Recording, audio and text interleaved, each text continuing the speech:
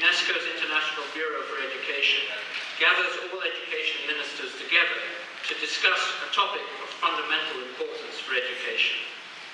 This year, the topic is inclusive education, and this session is part of that broader conference. 153 countries are present here, and over 100 ministers. In fact, by last count, 101 ministers.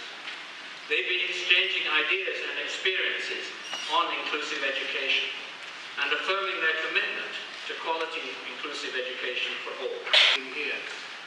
And now we turn to those who are really the focus of this conference, the young people. So let's start, please, with a little bit about yourself and tell us what you would like the ministers to do. For me, this is really an issue of how we build the next generation of citizens. Citizens that are responsible not only to themselves, but to their state. In order for them to feel responsible to their state, they must feel that their state is responsible for them.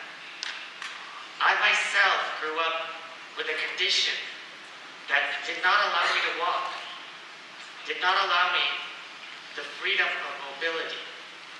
And that condition was seen by many to be not only a defect of my body, but also a defect of my mind. By being stigmatized or judged by my impairment, my potential was cut before it had the possibility of being developed.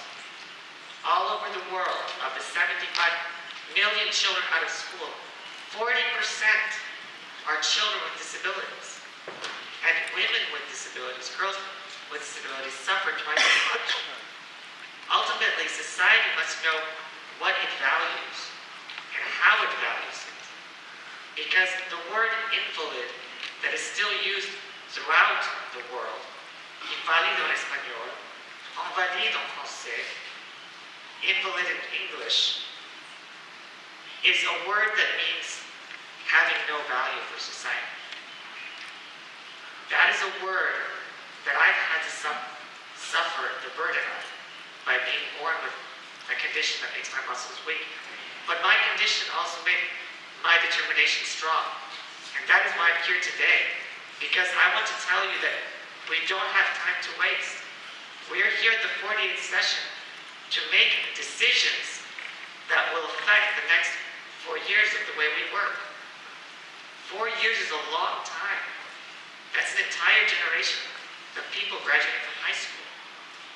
And I don't want to have another meeting in 4 years where we still have not defined how participation and meaningful cooperation will take place. I want to see that every minister has their door open to civil society, to community groups, to people that have solutions to offer. People with disabilities know how to make their classrooms accessible. I want to be able to talk to the principal and say, these are my needs. They're not very expensive. We can make this work.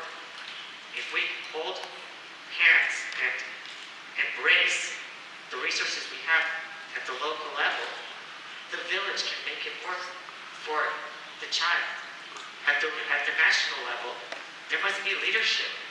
And that leadership must take into account that those that are marginalized and excluded are a bigger drain on society than the investment made today.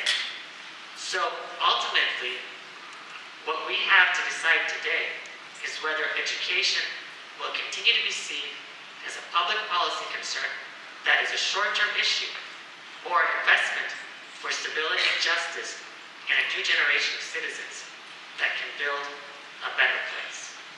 And so,